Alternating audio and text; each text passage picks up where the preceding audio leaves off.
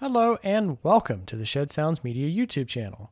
Today, I am going to do 3 mini reviews that will be of records that I have been enjoying listening to lately. The 3 of these albums that I'm going to be talking about, they aren't new albums to me. In fact, I've heard all 3 of them many, many times, and I think that's the reason why I chose them, is because I felt like I didn't have to study them. I felt like I already pretty much knew what these records were all about and could talk about them from a personal perspective. So first up, The Hounds of Love by Kate Bush. This is one of my favorite albums for going back well over a decade. I first heard it when I was in college. I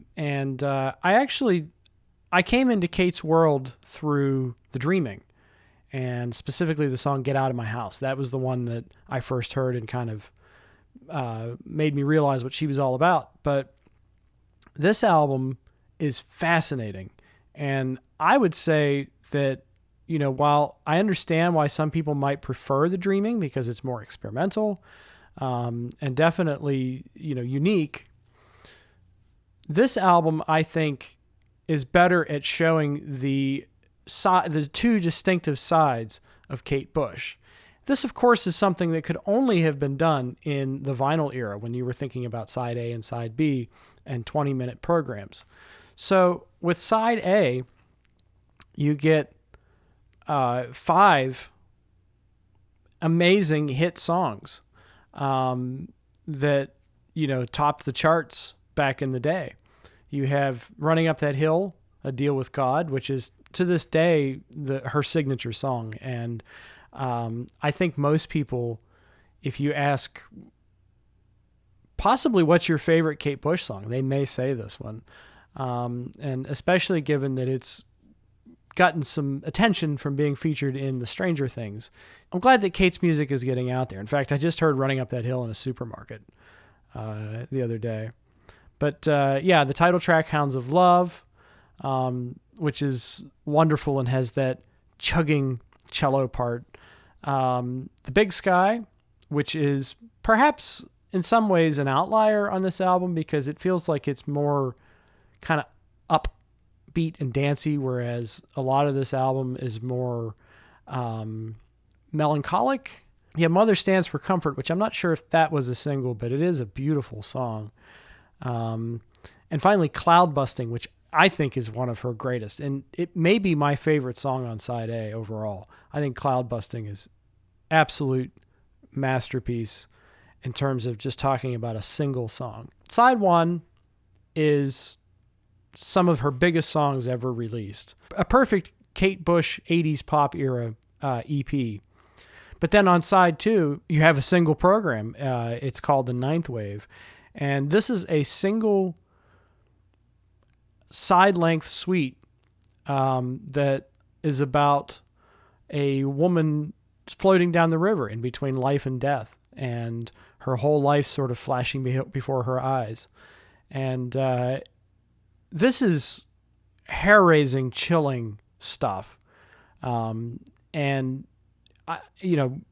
we're in the middle of a heat wave, and I had chills listening to the beginning of And Dream of Sheep.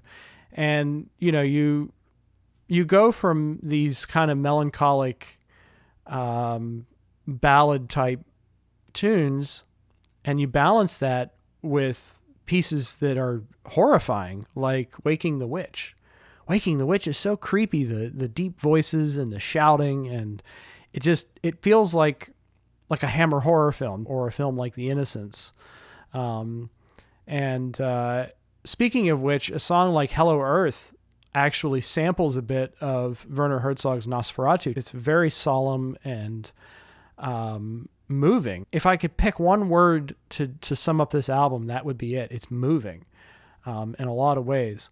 The only song that doesn't quite work for me is the final track, The Morning Fog. I get where she was trying to go with that one.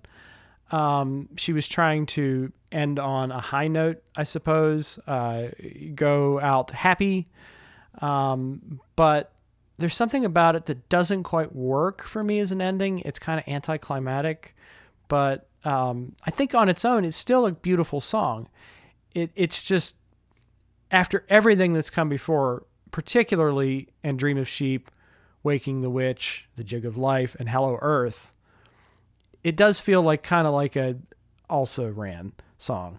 So that last song is not my favorite, but otherwise, I think this is her masterpiece. And it's possibly the one that I listen to the most. It's the one I return to the most when I'm in the mood for a Kate Bush experience. But it's an album that transforms me when I listen to it. I feel like I am not the same person that I was before I heard this album for the first time. And every time I listen to it, I'm kind of taken on that journey all over again of being changed by this work. So this is a special magic, and it's a special album, and Kate Bush is overdue, I believe, for an appraisal. And I'm not saying just the Running Up That Hill song. I think that Running Up That Hill is a great song, and I'm glad that it's been embraced, especially by young people. I just hope that it leads people to explore the full depth and gamut of this woman's work, because she's a genius. I think she's an absolute genius and a true individual talent. Kate Bush, Hounds of Love. So next up, I'm going to, I guess, take a little bit of a left turn that may not be as much of a left turn as you think it is. Because I usually talk about, I guess, progressive rock and adjacent artists, psychedelic rock. But I actually do really enjoy late 70s and early 80s punk and new wave. And my favorite of those bands, because like to me, new wave is like where punk got chops and punk began to grow. And I think that this band is a perfect example of punk growing beyond its mission statement. And that, of course, is the Stranglers and the album, The Gospel According to the Men in Black. Now, I'm sure this is not, I'm sure for many people this isn't the quintessential Stranglers album, but for me it is. The reason for that is that I find it overall, of their works, at least the ones that I've heard, to be the most consistent and inventive.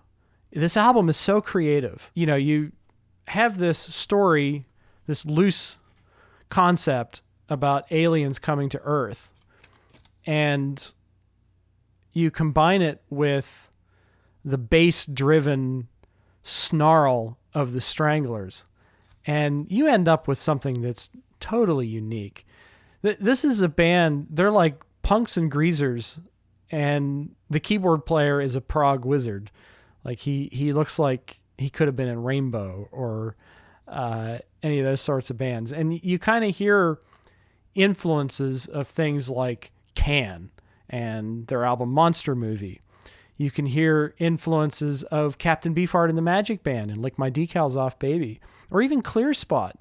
I know there's a track on this, and actually, I'm cheating a little bit because this album comes from a budget box set release. Here it is, the original album series. But some of my favorite songs on this, just like Nothing on Earth, that just gets stuck in my head all the time. The Second Coming, Waiting for the Men in Black, which is kind of like an update on the Lou Reed song, Waiting for the Man. I think that's kind of a fun throwback. But I think that the absolute masterpiece of this album is the final track, which is entitled Hallo to Our Men. And I feel like when I listen to this song that the Stranglers probably put the most effort into this track, and it definitely feels the most progressive. Now, is this my favorite Stranglers album? That remains to be seen. In many ways, I actually prefer the Raven album, but not necessarily on a whole. I prefer individual tracks on the Raven album. And there's a part of my brain that almost sees these two albums as a spiritual double album set, at least aesthetically and stylistically. I want to, whenever I listen to the Raven, I want to follow it up with this one. Or if I listen to this one first, I want to follow it up with the Raven. Because they do feel connected in that Can and Captain Beefheart punk rock world. These guys are a terrific, terrific band, and I feel like they're not talked about enough. The Stranglers, The Gospel According to the Meninblack, a great, great album. So we've reached the final record which I want to talk about today, and that's Porcupine Tree's Deadwing. This is a Japanese issue that I just recently picked up. I owned this album way back when and liked it a lot, so I'm glad to have it back in my collection. And the extra disc on this is a compilation that has a lot of older songs on it, so I'm kind of looking forward to getting into that. But I sat back and listened to this album for the first time in a couple of years, and I'd honestly don't think I ever realized just how great this album is. And in some ways, I might prefer it overall to Porcupine Tree's classic In Absentia album. You have songs like Deadwing, which is kind of a technical metal prog track, which I believe has some contributions from Adrian Belew from King Crimson, which are nice to hear. You have Shallow, which is Steven Wilson's attempt at writing like a Nickelback type song. And if you approach it with the idea that it's a parody, it's actually quite entertaining. I quite enjoy this track because he was trying to do Nickelback, but it almost kind of sounds like Cross-Eyed Mary a little bit in places, especially the piano parts. So that's a great track. This album contains two classic songs in terms of Porcupine Tree lore, and those are Lazarus and Arriving Somewhere But Not Here. Lazarus being a ballad, somewhat in the style of Trains, but a beautiful song no matter what, no matter how you look at it. But I do think that Arriving Somewhere But Not Here is the album's masterpiece. It's definitely the album's centerpiece. And much like Anesthetize from the album that followed it, it kind of runs the gamut of all that Porcupine Tree had to say as a band. And I think that that's why it's such an important track. I also love the song Halo. I almost see it as a spiritual sequel to the kind of stuff that Roger Waters wrote, like What God Wants Part 1, 2, and 3 on the Muse to Death album. It seems to be about people who use religion as a shield or feel like they're superior to others because of their ideology. And the list lyrics, God is truth, God is power, God is proof, that to me just seems like classic Roger Waters style list making lyric writing. So I don't know if I've ever heard anyone make that comparison, but that's what this song reminds me of. And I think like this is the song that got me into Porcupine Tree. Somebody showed this to me and I had to hear it, had to hear more. So I thought I'd mention this song, but another song that I think goes a little bit undermentioned, or perhaps not, I don't know. I'm not in contact too much with other fans of Porcupine Tree, but I think Open Car has such a strong chorus and such a nice groove and engine to the verses. And that's kind of the song that always gets stuck in my head when I think about this album is Open Car. Hair blown in an open car is such a great lyrical image. So yeah, this album, I don't know how people feel about it, but I really like it. And it might be my favorite Porcupine Tree album, although, that depends on what day of the week it is. I do tend to know their metal stuff, the Roadrunner era best of their work. So that could color it. But to me, what makes Porcupine Tree special, and the reason why I prefer them to Steven Wilson's solo work purely comes down to their drummer, Gavin Harrison. Gavin Harrison is one of those guys who has a totally recognizable snare sound and approach to rhythm. And I can hear Gavin playing and not know who it is, but I know it's Gavin. And I would put him in a category of drummers like Phil Collins, Neil Peart, Chester Thompson, Bill Bruford, Stuart Copeland. I would put him in this category of just great, recognizable, instantly recognizable drummers. And so I think that's what makes this band special, is the meeting of the minds between Steven Wilson's songwriting and Gavin Harrison's drum work. Also, Richard Barbieri and his synth work, to me, is kind of reminiscent in the way that we were talking about the Stranglers, Dave Greenfield, how he's implemented in the Stranglers. Like, I feel that Barbieri knows how to add texture or ambience, and he can hold down chords when he needs to, but it's always in harmony with the guitar, and it sounds different from the guitar, is to be distinctive. Some of these kind of progressive metal bands have this problem, I think, and I won't name any names, but they have this problem where the keyboard and the guitar are almost indistinguishable from one another. The guitar sounds way too much like the keyboard, and the keyboard is trying way too hard to sound like the guitar. And I like that in Porcupine Tree, they keep those things separate, and they find a way, Richard Barbieri finds a way to implement sounds. That's something that's very influential for me as a synthesizer amateur synthesizer player. So yeah, Deadwing, Porcupine Tree, great album. I really, really enjoy this, and I don't really have much at all to say in the way of criticism when it comes to this recording. I think that about wraps it up for me for today. I hope you enjoyed it.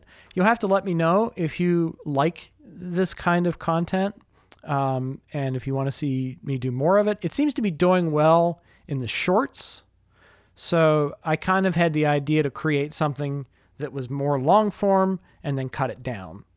That's because it just seems to be doing better in the short form than long form videos. So I would be interested in your feedback. Let me know what you thought of this video in the comments. Also, you can recommend to me some records that you would like to see reviewed on my channel. You can make recommendations, and if I have the album, I will very strongly consider it. So yeah, last thing to say is if you enjoyed this, please do subscribe to the channel. I would appreciate your support and feel motivated to continue making this kind of content. And that about wraps it up. So I will see you next time. Bye-bye.